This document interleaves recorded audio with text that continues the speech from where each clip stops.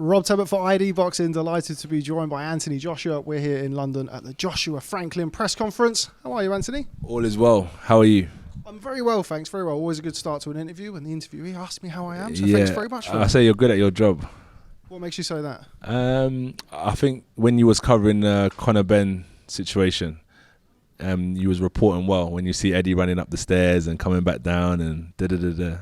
You like that, did you? Yeah, it was good. Really good. We did the live stream with Castillo. I've been speaking to KD about getting you on the main event. You reckon we can sort that out at some point? What did KD say? KD said that he said he loved the idea, and he said for me to speak to you. I love the idea as well. Okay, well maybe we can see what happens after April the 1st. But now that's out of the way, thank you very much, by the way.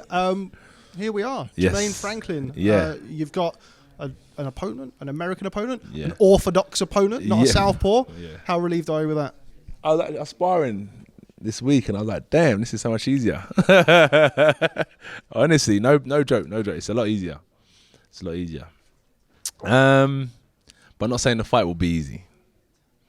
We've seen him over here against your old mate, Dillian Whyte. How did He's you see not that my fight? mate.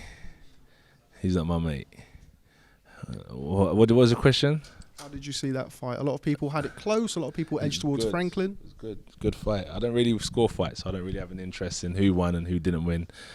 I just knew I'm going to be fighting one of them, so I was just watching like how they fight and stuff like that.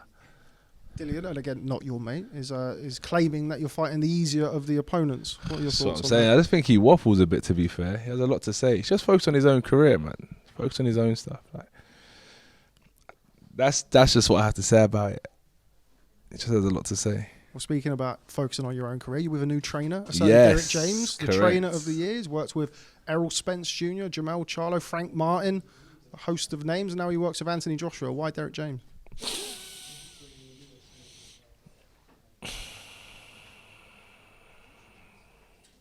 He has a good approach, a good method, but I don't want to put pressure on Derrick James because Derrick James can't make me. I've got to make myself. He can only implement and tell me certain things, but it's up to me to do it.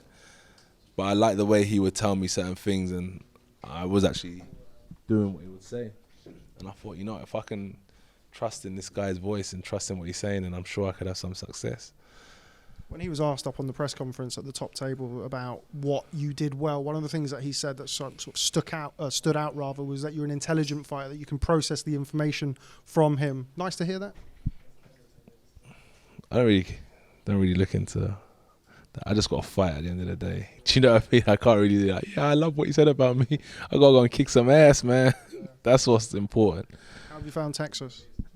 It's not much to see because I'm quite routine at the minute.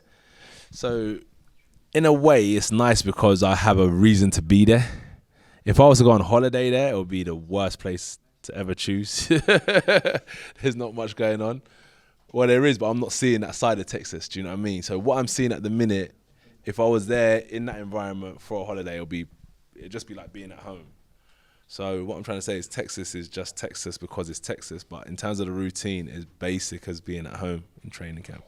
Big decision to move over there, to relocate over there? No. This is part of the game, man. This is part of the game. When you're training every day, as I said, you don't see Texas for what it is. The only thing you're missing is like your mates and your family.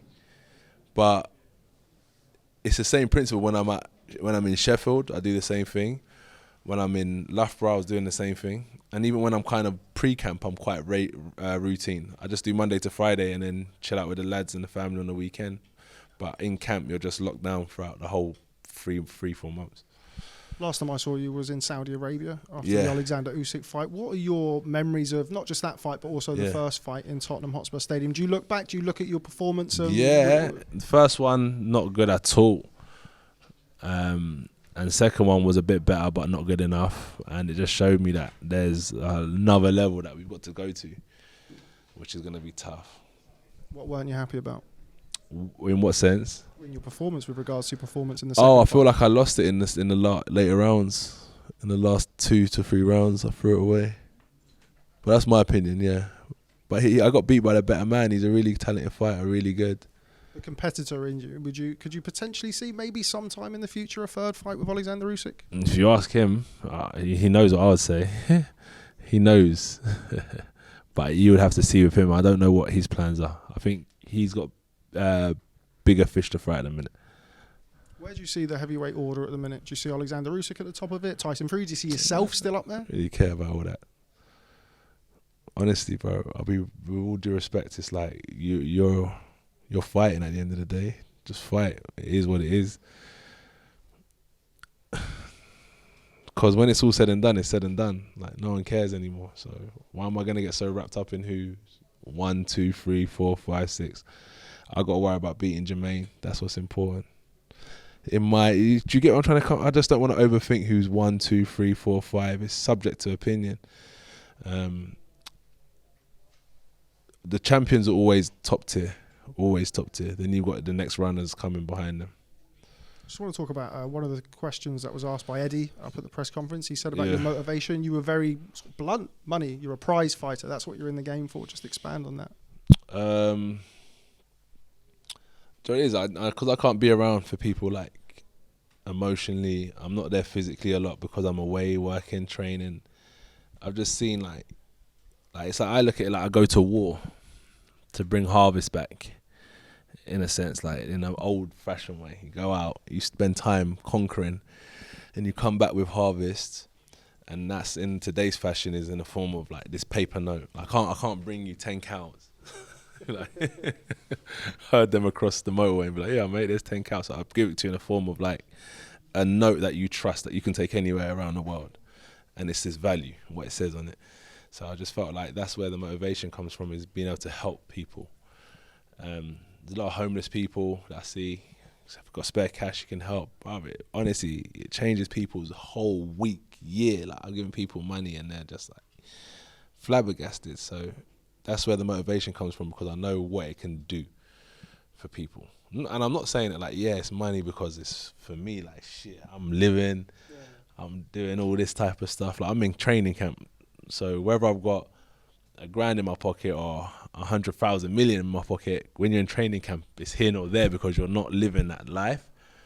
But what you can do with it to help others is amazing. Did retirement ever cross your mind after the Usyk rematch? No. One thing I remember is when I said, fighter for life. Fighter for life, bro. This is a commitment that I've made, so not right now. On a quick couple from me, because I know there's a room full of people eagerly awaiting their opportunity to speak to you. Tyson Fury versus Oleksandr Usyk. Who wins? Good luck to them both. I don't want to say because, I just feel like my opinion is irrelevant to a degree. I wouldn't say your opinion's irrelevant. You boxed Oleksandr I respect Usyk them. twice. I respect them both for their ring craft, and I wish them both well. And the final question from me: April the 1st on DAZN, back at the Lions, then at the O2 Arena. Excited? Are you a boxing fan? I am a boxing fan, of course. Since when? Since probably 15, and then became like a hardcore about 19. Did 20. you? How come? My granddad was a big boxing fan. My dad's like a casual, and then from sort of 15, 16, became more of a boxing fan than a football fan. Then. Who do you like? James Toney is my favourite fighter. Yeah, really good fighter. Good, man. What about you?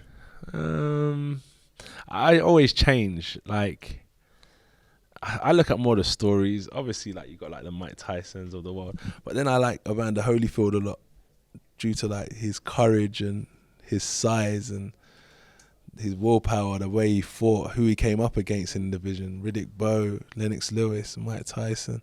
He fought the top-notch fighters where, like, even fought George Foreman. Do you know what I mean? Like, what a guy. So many. And then you're looking well back. I like Salvador Sanchez. I think he's a really good fighter. Like, his story, like... Tragic story. Yeah, obviously died young. Then I look further back, like, I was watching this, like, on... Anyway, I could go. Nah. And he's not giving me the eyes yet. So. Nah, cause there's loads of like old school fighters that have stories like where they didn't get a chance to get a shot at the title. Charlie Burley. Yeah, he's really good. Charles Burley, Charlie Burley, he's very good as well. He was like one of the one of the best. Yeah, Sam Langford. What a strong. I was looking at Sam McVeigh. Do you know him? The old school fighter the other day. Like, he kind of looks like Sam Langford a bit. They're like that hard face. Do you know what I mean? The old school boxing. Yeah. One of those, yeah. Yeah, so I was watching them. But I like their stories.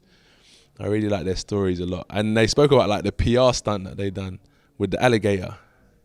You have to tell me.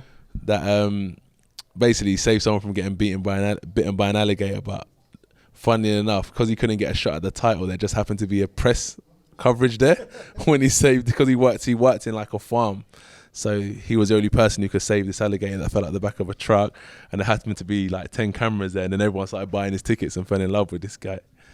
Well, the power of PR has been a machine since the early like 1920s, 1910s. One of my favourite boxing stories, Harry Greb. You know, so Harry Greb. Harry Greb. Harry Greb, great middleweight. I think he went 42-0 in 1 year. 39 I'm not too sure. Go on. He couldn't get a fight. He was avoided. So he turned up at a press conference with vodka in a bottle, and he was drinking. And it was water, and he managed to get the fight and win the fight. You see what I mean? So this is like what people had to go through. I just love the stories of fighters. And Mike Tyson was the one who got me into boxing, due to the fact that he was like a robber and a troublesome kid up until the age of 13, and due to his environment and the way they managed to like build his mindset, it wasn't like just his physicality. The way they changed his mindset, he managed to become a heavyweight champion of the world, and it showed if you apply yourself to something, you can do anything.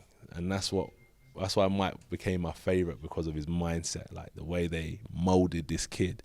Like, it wasn't a child prodigy boxer. He was never like this young kid that was penciled on to be heavyweight champion of the world. He was penciled on to be going to jail or end up dead. But he ended up changing his narrative due to determination, obviously meeting the right people, and became the youngest champion ever. So it just goes to show, if you apply yourself, you can do anything. Yeah, that's why I like Mike. Well, maybe there's going to be kids who will be watching this and watch you box who have the same feeling about yourself. But I am getting the eyes now, so I'm going to let you go. Real pleasure. Thanks very much. Thank you very much. Appreciate that. Hopefully catch up with you soon. What does ID Boxing stand for? Don't ask me, because I don't. It's like to say, same thing.